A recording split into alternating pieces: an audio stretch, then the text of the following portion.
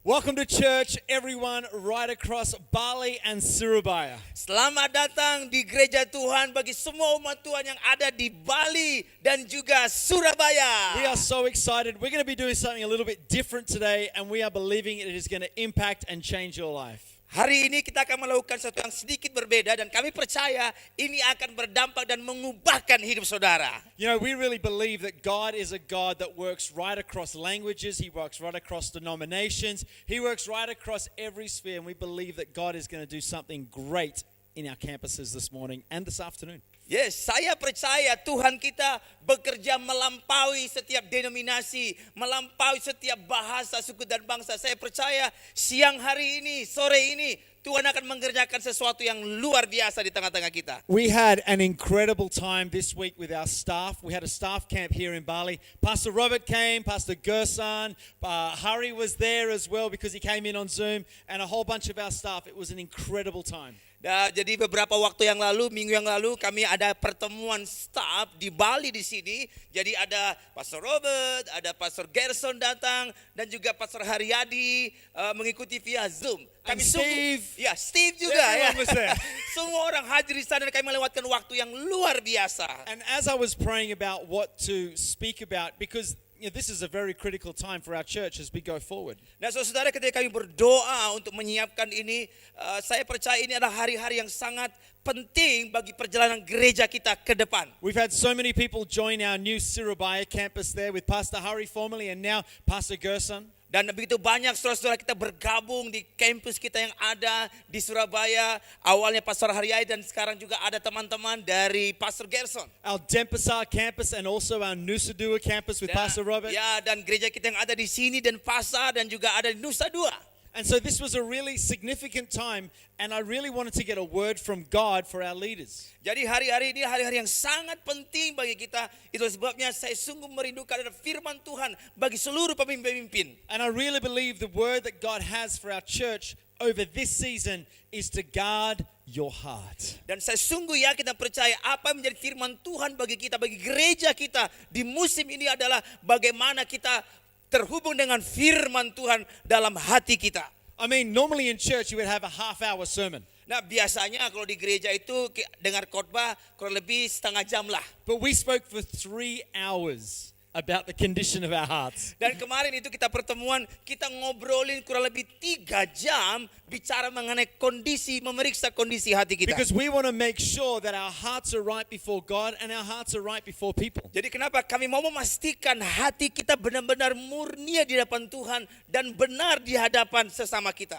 The Bible says that from the abundance of the heart, the mouth speaks. Alkitab berkata bahwa dari dalam hatilah terpancar kehidupan.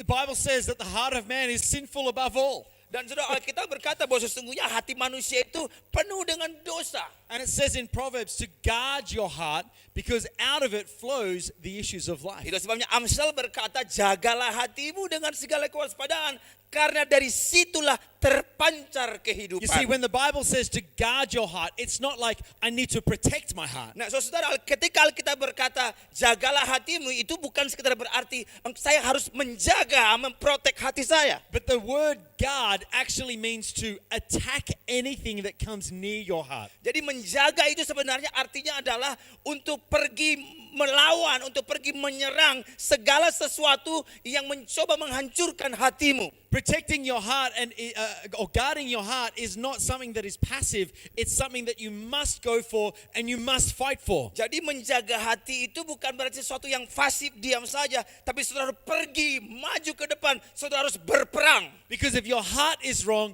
everything will be wrong. Kenapa? Karena ketika hatimu tidak benar, maka semuanya menjadi tidak benar. Your attitudes will be wrong. Your finances will be wrong. Your health will be wrong. Everything flows from your heart. Sikap hatimu menjadi salah, keuanganmu menjadi salah, segala sesuatu itu menjadi salah karena semuanya bersumber dari hatimu yang salah. And so today we're going to be talking about the condition of your heart. Jadi hari ini kita akan berbicara mengenai bagaimana kondisi hatimu. So before we do, let's pray. Sebelum kita akan membahasnya, mari kita berdoa. Heavenly Father, we come before you and Lord, we want to honor you today. Bapa di surga, kami datang menghadap Engkau dan kami rindu memuliakan Engkau hari ini. Lord, we thank you that you are in Bali, that you are in Surabaya. Tuhan, kami bersyukur bahwa Engkau hadir di sini di Bali dan juga di Surabaya. That, Lord, as your word goes forth right across Indonesia, Ketika firman disampaikan di seluruh Indonesia, that, Lord, it would go forth with power and might. maka firman itu akan bergerak dengan kuasa dan That, keajaiban. Lord, it would shift hearts, it would shift atmospheres. Firman-Mu itu akan mengubahkan setiap hati dan mengubahkan atmosfer kami. And we thank you that, Lord, hearts will be changed in Jesus' name. Kami bersyukur Tuhan, setiap hati akan diubahkan di dalam nama Yesus. So today, God, we give you all the praise, we give you all of the honor. Tuhan, hari ini kami memberikan semua kemuliaan, penghormatan hanya bagi-Mu. And we ask you, God, to do something amazing in our services today. Tuhan, kami mohon lakukanlah sesuatu yang ajaib dalam ibadah kami hari ini. In Jesus' name we pray. Di dalam nama Yesus kami berdoa. And everybody said, Dan semua orang berkata, Amen. Amin. Amen. Amin. Amen. Amen. Amen. Amin, amin, amin, It amin. is So, okay. Terjadilah. Okay, we're getting carried away. Oke, ya. Okay, in Psalms 119, verse 112, Jadi Mazmur pasal 119 ayat yang ke-112. it says, My heart is set on keeping your decrees to the very end. Di sini katakan, telah kucondongkan hatiku untuk melakukan ketetapan-ketetapanmu untuk selama-lamanya sampai saat terakhir. In another version, it means my heart is inclined to the Lord. Jadi di ayat yang lain, di terjemahannya lain kata bahwa hatiku ini melekat kepada Tuhan. Now, I don't know if this is going to translate well, but when I sit in a chair, sometimes you get a chair that reclines. Nah, kadang-kadang mungkin apa penerjemahannya bisa tepat, tapi kadang-kadang kalau ketika sudah ada di bawah kursi itu bisa terlipat dia ya. What's the word? Dilipatnya. Lipat. What's the word? To recline. Lipat.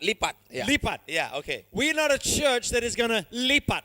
Nah, saudara, kita tidak mau menjadi gereja yang terlipat dia. We're not a church that leans back. Nah, kita tidak mau gereja yang akhirnya terjatuh, We're saudara. not a people that lean back. Nah, kita tidak mau ada orang-orang yang terjatuh. Now, the world will always lean back, and the world will always try and find the easiest way to live. Nah, saudara, dunia ini selalu mencoba untuk menjalani kehidupan bagaimana supaya lebih gampang gitu. But as Christians, we are not going to recline. Nah, saudara, sebagai orang Kristen, kita tidak mau mundur. The word says to incline, to stand up, to lean forward. Dan tapi firman Tuhan berkata kita mau terus melekat untuk terus bergerak maju ke depan. So when the Bible says that I have set my heart, I have stood up on the inside, and I am leaning into the presence of Nah, God. bisa dikatakan bahwa aku menggelorakan hatiku, saya mau melekat kepada Tuhan, saya mencondongkan hatiku kepada It says, Tuhan.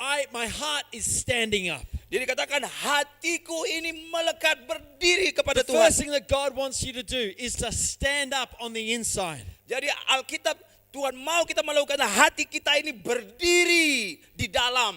Now, I know that you can't stand up on accident. Nah, tentunya ketika terjadi sebuah kecelakaan, kita nggak bisa berdiri. You don't just get up in the morning and by accident you're standing up. Nah, saudara nggak tiba-tiba bangun terjaga di pagi hari tiba-tiba berdiri kan But seperti when itu. we stand up, it's an action that we decide in our mind that we are going to do beforehand. Jadi ketika kita berdiri, saudara, itu adalah keputusan sadar yang kita lakukan. Your heart will not naturally stand up. Jadi hatimu, saudara, nggak tiba-tiba begitu saja dia berdiri. It's a decision. Terjaga. It's a decision of your heart to stand up. Adalah keputusan hati saudara untuk berdiri, untuk tampil berdiri. Standing up on the inside is not our natural position. Jadi saudara, posisi dalam hati kita itu tidak terjadi begitu saja secara alami. And I know that in Australia, and it might be the same here in Indonesia, Saya tahu mungkin sama di Indonesia juga di Australia. that you might have like a microwave or an oven or something like Oke, that. mungkin kita punya microwave di rumah ya. And you get and you make a beautiful cake, and you mix the cake, and it's so beautiful. All the dough is so sweet, like chocolate cake. Ya. Oh, Saudara hallelujah. membuat cake, mencampurnya ada semuanya mungkin seperti cake coklat. And then you get it and you put it in the oven or you put it in the microwave. Oke, ketika saudara siapkan adonannya, saudara masukkan itu di microwave saudara, You press all the buttons. dan saudara pencet semua tombol-tombolnya. You get the heat right. Nah, saudara atur panasnya dengan benar. You set it all. Saudara mengaturnya dengan baik And then semuanya. you forget it. Dan saudara melupakannya. You set and forget. Saudara mengaturnya, setnya lalu tinggalkan begitu saja. And the oven or the microwave does all the work. Sorry. The oven or the microwave, it does all the work. Nah, saudara, ovennya bekerja begitu saja akhirnya. Or Atau when I used to live in Nias, waktu itu saya pernah tinggal di Nias. I used to wake up at about maybe 4:30 in the morning, Jadi ketika itu saya biasanya bangun jam 4.30. and we didn't have any electricity, we didn't have any microwave, we didn't have any ovens. Jadi waktu itu di Nias itu nggak ada microwave, nggak ada oven. And if I was going to make some bread, I would have to make a fire. Jadi waktu itu kalau saya mau bakar roti, saya harus menyalakan api terlebih dahulu. And so every morning we would make beautiful, big smelling bread. Oh, my mouth is watering right now. But we did it over a fire. Jadi waktu itu saya akan bangun pagi menyiapkannya dan membakar roti itu. In order to get the roti Jadi untuk mendapatkan roti itu, to cook really well, I would Untuk- have to look after the fire. untuk bisa dia masak dengan bagus, maka saya harus menjaga apinya. I would need to make sure that the fire is the right temperature. Jadi saya harus memastikan apinya itu suhunya panasnya benar. I would need to make sure the fire's got enough oxygen. Jadi saya pastikan bahwa api itu cukup oksigennya. To make sure the fire's got enough wood. Sehingga memastikan api itu cukup kayunya. To make sure the fire's not too close to the bread. Dan juga memastikan supaya rotinya nggak terlalu dekat dengan apinya. Make sure it's not too far from the bread. Dan jangan terlalu jauh juga dari apinya. Rotinya nggak terlalu jauh. But in order to cook the bread, I needed to look after the source of the power.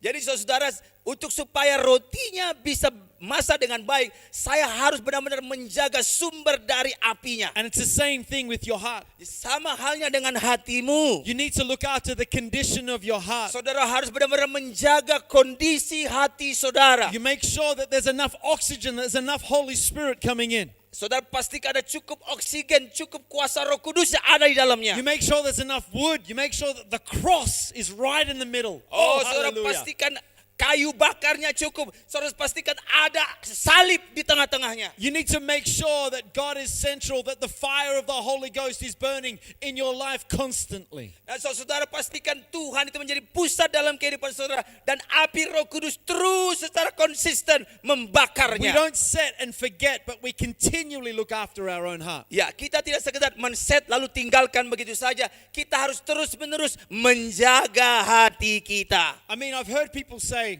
"What if God can do everything? Can God change someone's heart?" Nah, saudara, saya sering orang mendengar bahwa kalau Tuhan bisa mengubahkan segala sesuatunya, apakah Tuhan bisa mengubah hati seseorang?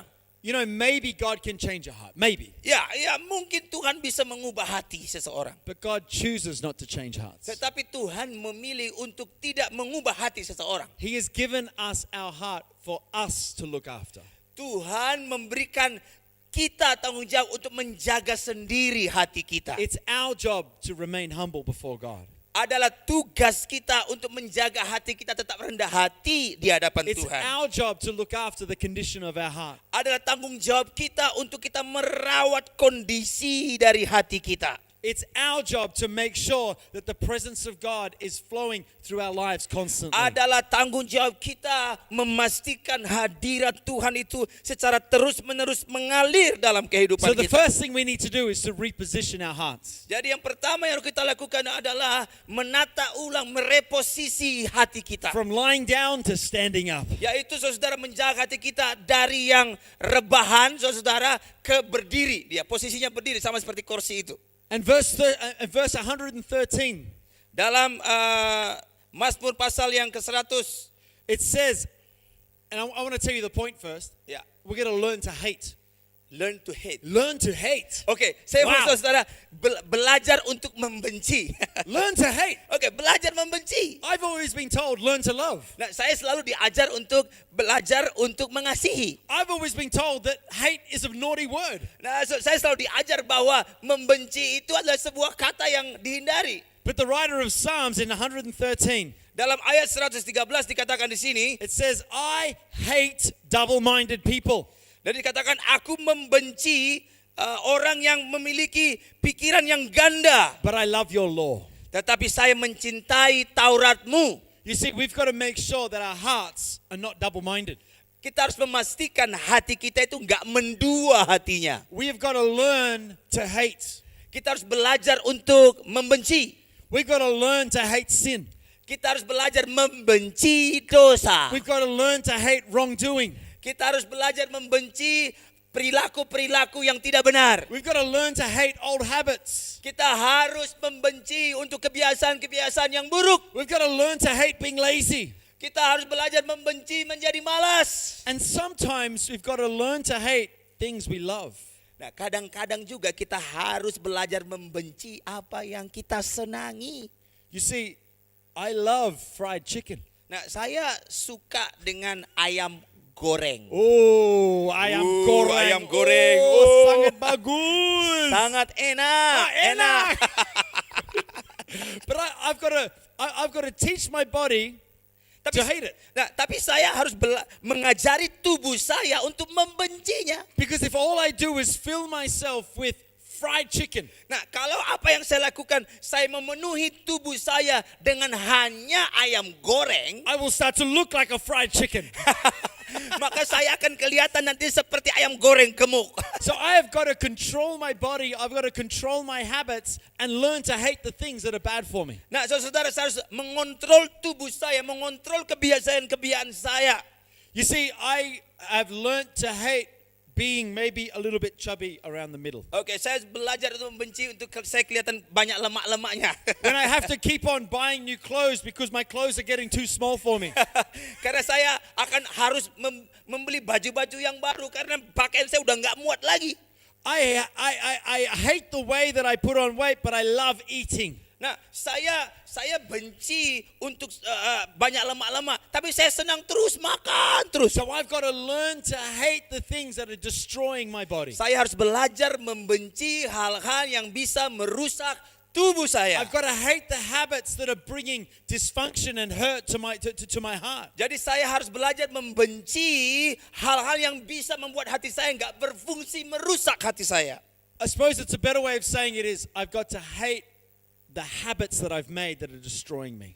Dengan kata lain, saya harus membenci kebiasaan-kebiasaan yang bisa menghancurkan saya. Now, what are some of those habits? Maybe it could be too much internet or too much Instagram or Facebook. Nah, saudara, mungkin hal-hal yang kita harus kurangi adalah mungkin terlalu banyak kita main Instagram, Facebook. Now, those in themselves might be okay, but when it's out of order and when there's too much of a good thing, it can create a bad habit. Nah, saudara, itu sesuatu yang baik. Tapi kalau itu terlalu banyak, maka itu akan menciptakan sebuah kebiasaan yang buruk. It can go a far more deeper as well, like anger.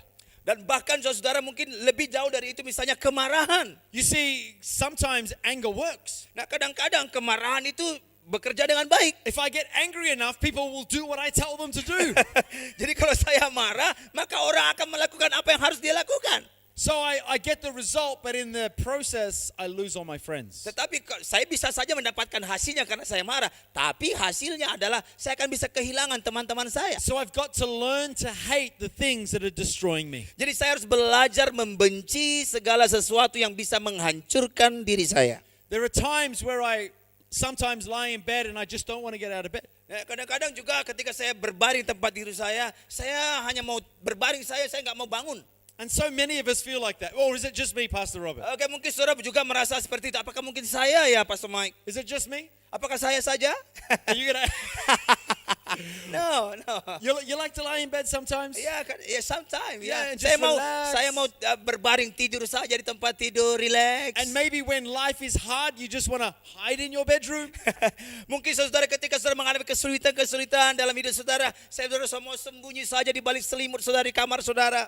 You see, I've got to learn to recognize the things that are destroying me. Jadi saya harus belajar untuk menyadari hal-hal yang bisa menghancurkan And when saya. I see myself not wanting to get out of bed because I don't want to face my challenges, Jadi saya melihat diri saya ketika saya ada di tempat tidur, saya nggak mau bangun untuk menghadapi tantangan-tantangan or I hidup see saya. myself getting angry, Atau ketika saya melihat diri saya menjadi sangat I pemarah. see myself falling into sin, Ketika melihat diri saya jatuh dalam dosa. I see the rottenness of my heart starting to come out of my mouth. Jadi saya melihat bagaimana kekerasan hati saya itu terlihat dari perkataan yang keluar dari I've mulut got to saya. learn to hate the things that destroy my heart. Saya harus belajar untuk menolak hal-hal yang bisa menghancurkan hati saya. You are the one that is responsible for your heart. Saudaralah satu-satunya yang bertanggung jawab kepada hati Your saudara. wife, your husband, your pastor, they are not responsible for your heart. Istrimu, suamimu, gembala saudara tidak bertanggung jawab kepada respon hatimu. You are responsible. Saudaralah yang tanggung jawab akan hatimu. You are responsible for the thoughts that come from your heart.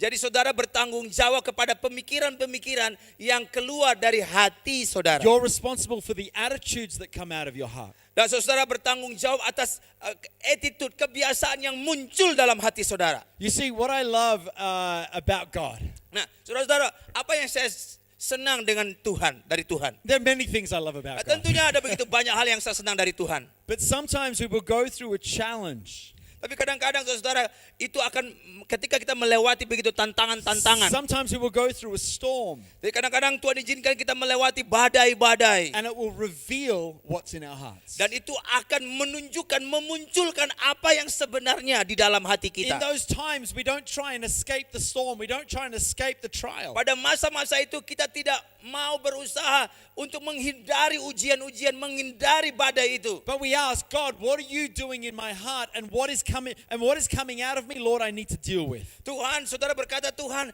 apa yang kau mau dalam hatiku ya Tuhan, dan saya mau melakukannya.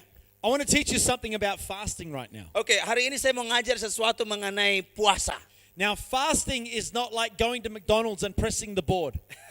Nah, saudara, fasting itu, puasa itu, saudara pergi ke McDonald's, saudara pencet semua pilihan-pilihan menu yang ada di sana. Because when you go to McDonald's, you go to the board and you press what you want. I want this, I want this, I want this, and I want this, and I'm going to pay this price. Nah, saudara kalau pergi ke McDonald's, saudara pilih menunya. Saya mau ini, saya mau itu, saya mau ini, saya mau itu. Dan saudara tekan tombolnya saudara untuk bayar. And sometimes that's what we think fasting is. Nah, kita berpikir seperti itulah puasa. We fast and we go, God, I want this, I want this, I want this, I want this. And to get it, I'm going to pay a price and I'm not going to eat my food. Nah, saudara datang kepada Tuhan, Tuhan saya mau ini, maka saya mau ini, saudara bayar dengan, saya mau dapatkan makanannya dengan saya berpuasa nih. God is not a machine that we can just order around and we can tell him what we need and what we want. Oke saudara, Tuhan itu bukan seperti mesin yang kita bisa ngomong apa saja, apa yang kita mau. But here's what fasting does for us. Dan ini yang apa yang terjadi ketika kita berpuasa. When we fast, we realize that we are frail and we are broken. Nah saudara, ketika kita puasa itu kita sedang menyadarkan diri kita betapa ringkihnya, betapa sangat terbatasnya diri kita ini. When I fast, anger comes up. Nah saudara, ketika saya puasa itu biasanya tingkat kemarahannya justru semakin naik. When I fast, frustration comes up. Nah saudara, ketika saya puasa justru frustasi semakin naik. When I fast, I start to talk about other people behind their back. Nah saudara, ketika saya puasa saya mulai ngomongin orang lain di belakangnya. Because in my weakness, my heart is exposed. Nah, kenapa saudara itu terjadi? Karena dalam kelemahan saya, hati saya muncul aslinya. So fasting isn't so much about sacrifice. Jadi sebenarnya saudara, puasa itu tidak berbicara mengenai banyak pengorbanan.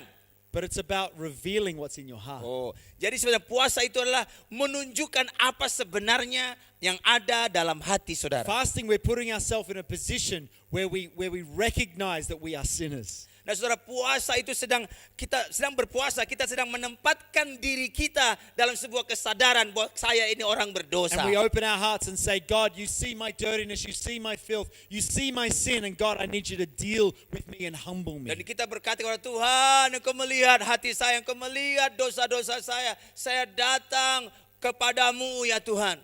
So we learn to hate the things that are destroying us. Jadi kita belajar untuk membenci hal-hal yang bisa merusak hidup kita. We learn to hate the filth that's in our heart. Jadi kita belajar untuk membenci hal-hal yang ada dalam hati kita. And number 3, Dan yang ketiga, we know where to run.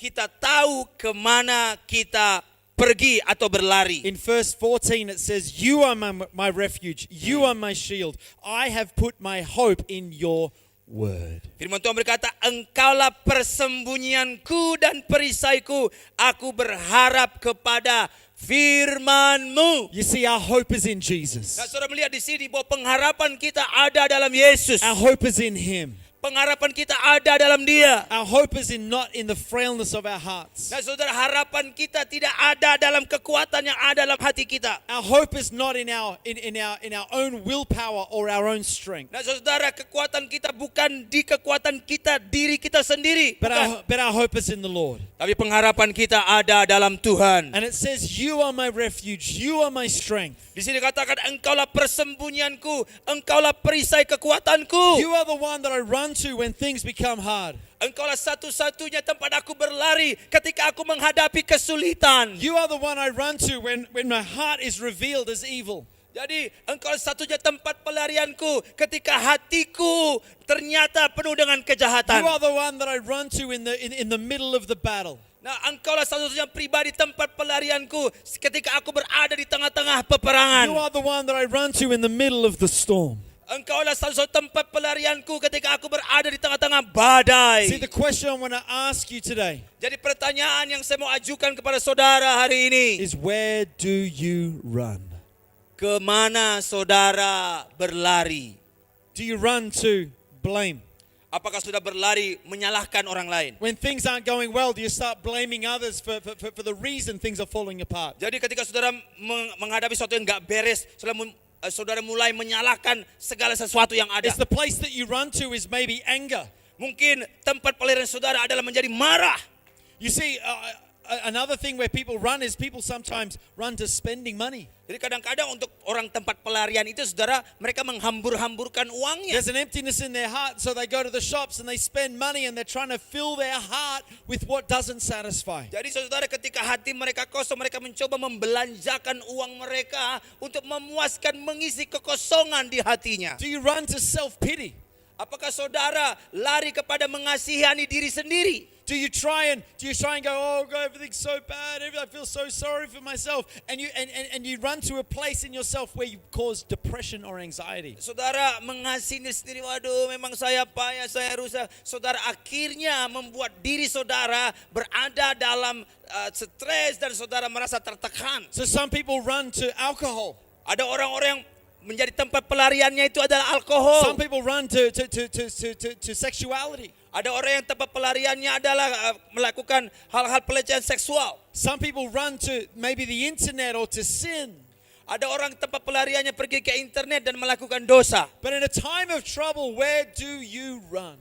Di tengah-tengah badai persoalan kehidupan, kemana saudara You berlari? see, I'm making a decision in my life Saya membuat sebuah keputusan di dalam hidup saya. that when I walk through a valley, Ketika saya melewati lembah, that when I go through a hard time, ketika saya melewati masa-masa yang sukar, that I stand up on the inside of my heart. saya memutuskan untuk berdiri dalam hati saya. I recognize that I can't fix it in my own strength. Saya menyadari saya tidak bisa menyelesaikannya dan kekuatan saya And I sendiri. run into the presence of God. Dan saya berlari mencari hadirat Tuhan. Because He is my refuge. Kenapa? Karena dia adalah tempat He is persembunyianku. my strength. Dialah sumber kekuatanku. And it's in Him that I put my hope. Dan di dalam Tuhanlah saya menaruh seluruh harapanku. You see, we're not looking refuge from the battle. Nah, saudara, kita tidak mendapatkan perlindungan di dalam peperangan itu. We're not looking to run away from the trial. Oh, kita tidak mau kabur dari semua ujian.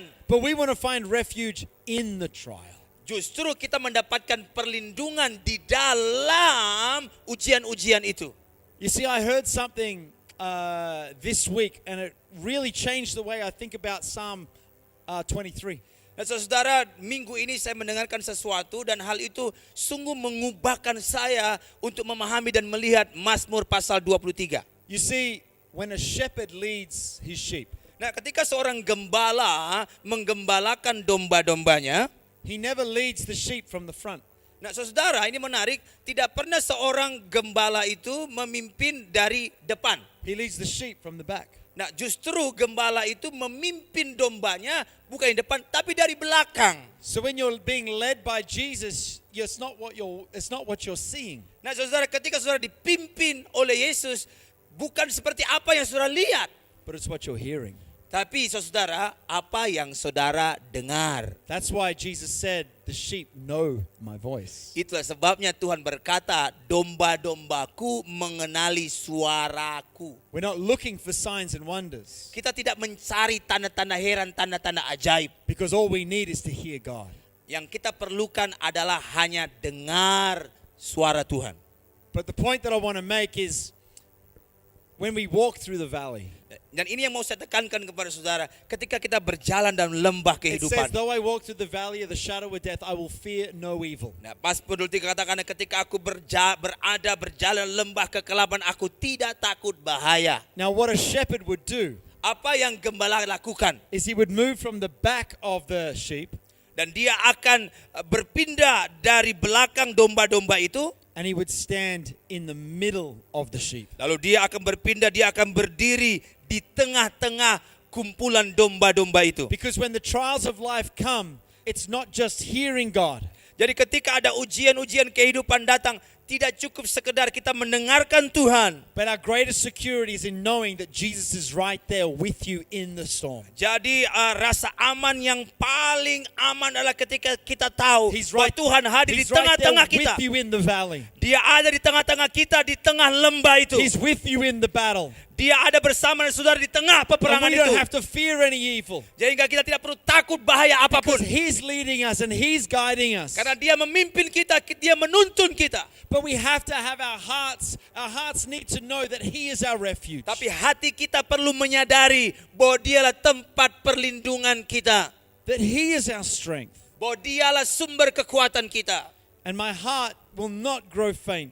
Sehingga hati saya tidak mengalami My ketakutan. heart will not grow weary. Saya tidak akan khawatir. My heart will not lean towards sin. Hati saya tidak akan melekat kepada dosa. But my heart will lean and hear the word of God. Hati saya akan condong untuk mendengarkan firman Tuhan. So right now, right across the room, why don't you stand to your feet?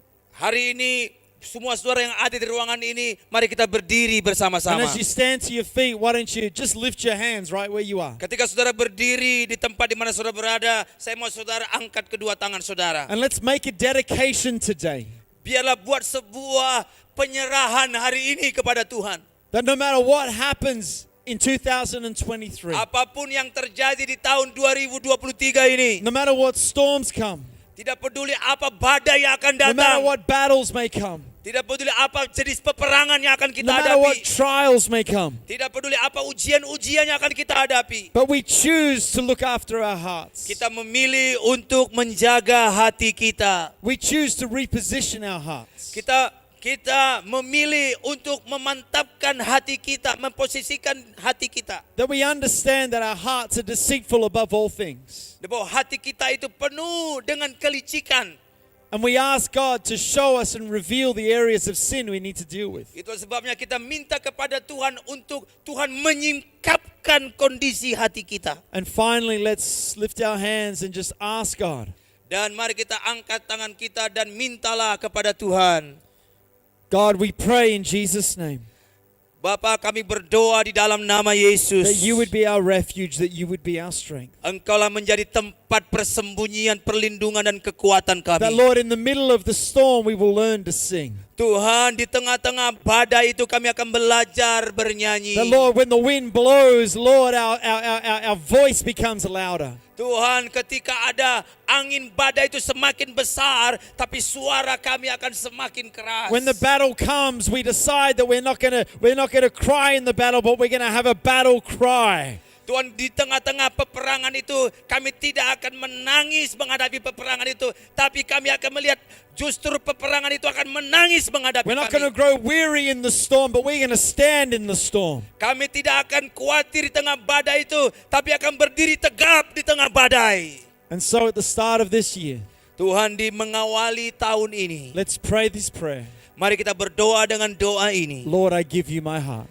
Tuhan, kami memberikan hati kami. Lord, I give you my heart. Tuhan, ku berikan hatiku. Come on, why don't you lift your hands right across the room? Mari angkat tangan saudara. Just say, Semua Lord, I ruangan give you ini. my heart. Katakan bersama-sama, Tuhan, aku berikan hatiku. I give you my soul. I give everything to you. Tuhan, aku berikan jiwaku, aku berikan semuanya bagimu. Lord, I give you my heart. I give you my soul. I live for you alone. Every breath that I take, every moment I'm awake. Lord, have your way in me. Ku berikan hatiku dan jiwaku, semuanya bagimu di dalam hatiku dan jiwaku, semuanya bagimu.